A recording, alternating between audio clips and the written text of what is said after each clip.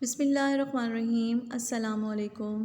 फ़ैल्कन house grammar school campus 9 से मैं हूं आपकी उर्दू की टीचर मिस कमर।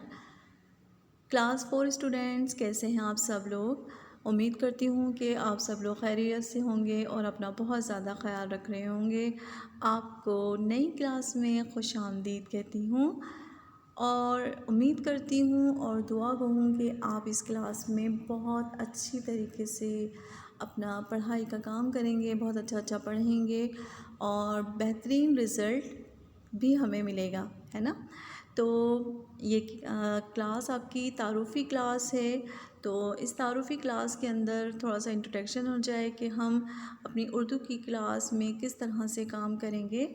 सबसे पहले तो ये फ़हरिस्त देख लेते हैं कि इस फ़हरिस्त में हम क्या क्या हमारे पास है कि हम किताब पर तबसरा करेंगे यहाँ पर कि हमारी किताब कौन सी है। फिर हम ये जानेंगे कि हम अपनी काम जो है वो कॉपी में किस तरह से करेंगे, उन्वानी सफ़ात किस तरह से बनाएंगे और उसमें हम कॉपी में किस तरह से तारीख़ लिखेंगे, किस तरह से हम पेंसिल का इस्तेमाल करेंगे। ये तमाम चीज़ें जो हैं वो आपको बताई जाएंगी। तो आइए सबसे पहले किताब पर तबसरा करते हैं। आपकी उर्दू की नई किताब है, ये है किताब आपका किफ़ायत समर उर्दू सिलसिला सेब। जी बेटा, ये आपकी नई किताब है उर्दू की और इसे आप पढ़ेंगे।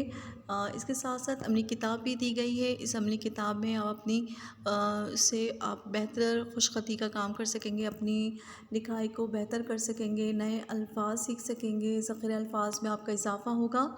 इसी तरीके से आप अपनी कॉपी को किस तरह से मेंटेन करेंगे।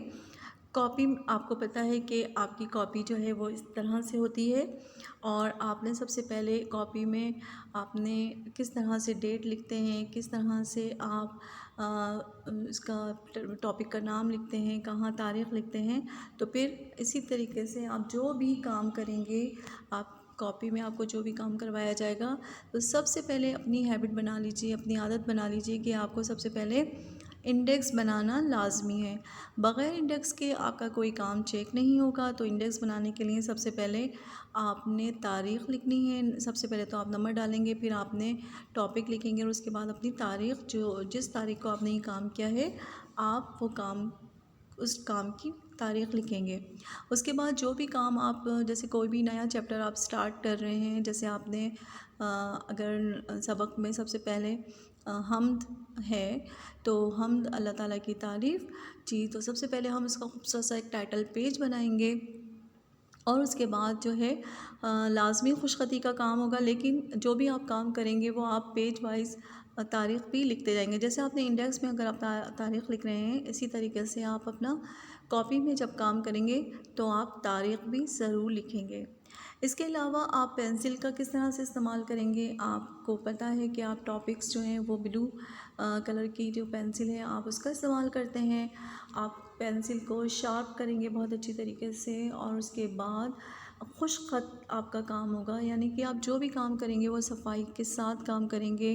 क्रॉस राइटिंग आपकी नहीं होगी, डबल राइटिंग नहीं होगी और बार बार आप रेज़र का इस्तेमाल नहीं करेंगे कि इरेज़ नहीं करेंगे चीज़ों को। तो इस चीज़ का आप बहुत ज़्यादा ख़याल रखेंगे।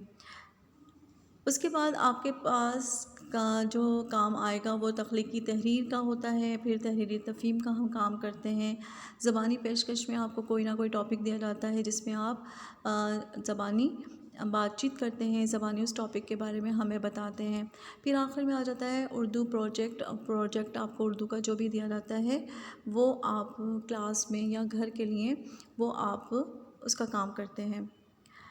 सबसे मेन चीज़ जो आपको मैं बताती जाऊँ कि आप जो भी आप काम करेंगे उसमें जो टीचर आपको करेक्शन देंगी वो आपको लाज़मी करना है। उर्दू का काम जब भी आपका चेक होगा उसके एंड में काम के आखिर के अंदर इस्लाह दी जाएगी आपको।